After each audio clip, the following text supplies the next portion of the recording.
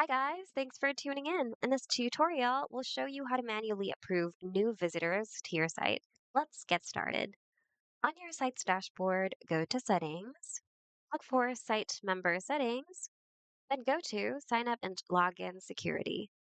Under Who can be a site member, make sure that you select Only People I Manually Approve, and then click on Save.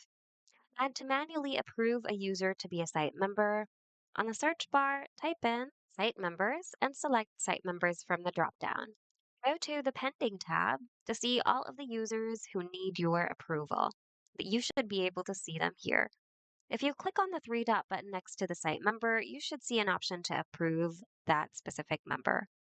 And that's it. Hope this video was helpful. If you need more Wix tutorials, check out our channel and consider subscribing as well. Thanks for watching and see you guys in the next video.